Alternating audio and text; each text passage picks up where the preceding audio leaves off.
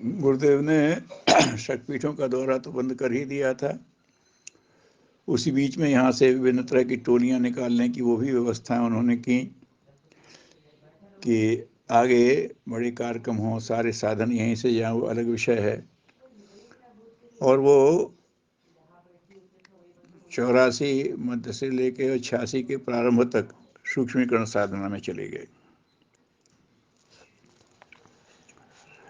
तो लोग कहते थे सूक्ष्मीकरण में गुरुदेव सूक्ष्म काम कर रहे हैं।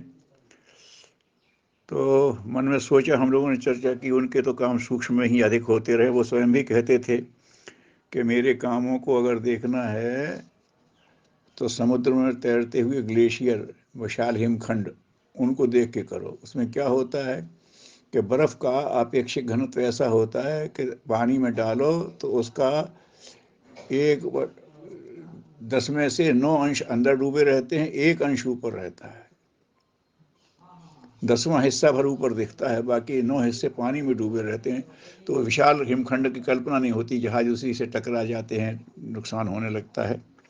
तो बोले मेरा काम स्थूल में जितना है उससे कई गुना सूक्ष्म में होता है। वो तो पहले ही से हमेशा ही से कर रहे थे, नहीं तो हजारों वर्ष की गायत्री और यज्ञ का बंधन मुक्त कैसे हो गया। अनगढ़ लोगों के, जो उनको मंत्र बोलना भी नहीं आते, उनके हवन सफल कैसे होने लगे, तो वो तो था ही। लेकिन इस बीच में चूंकि वो शायद जानते थे कि अब आगे हमें अपनी शारीरिक लीला संवरण करना है, और युग परिवर्तन की उन्होंने कई धाराएं यहाँ खोल दी।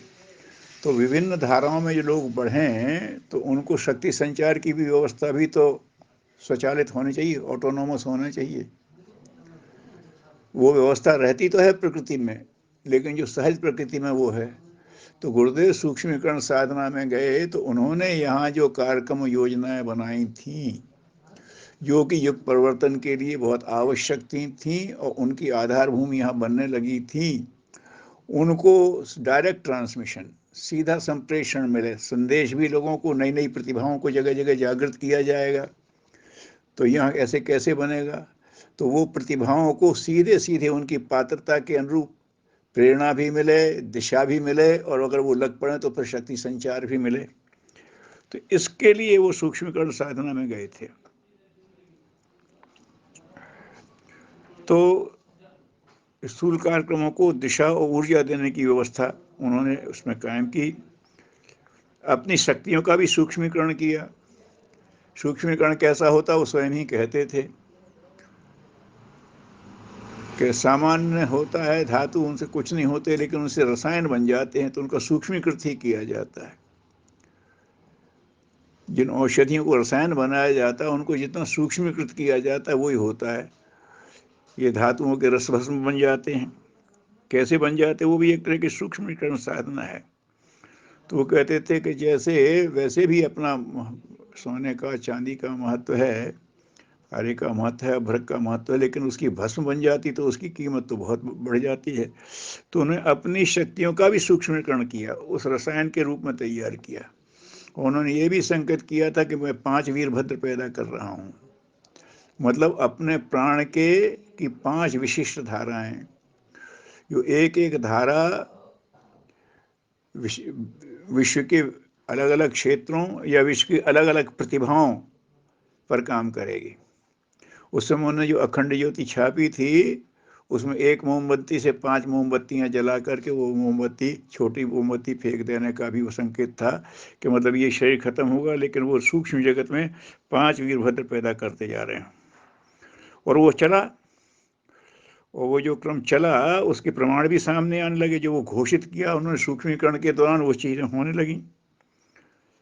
जैसे लगता था कि रशिया अमेरिका लड़ेंगे, उन्होंने कहा कोई नहीं लड़ेगा, ये तनी हुई बंदूकें नीची होंगी, ये सब खत्म हो गया, और वो होता दिखने लगा।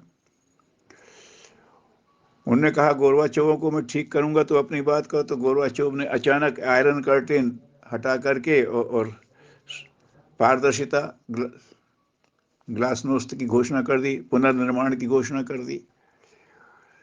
लगा अमेरिका उन्मत्त होगा तो उसको भी नहीं होने दिया।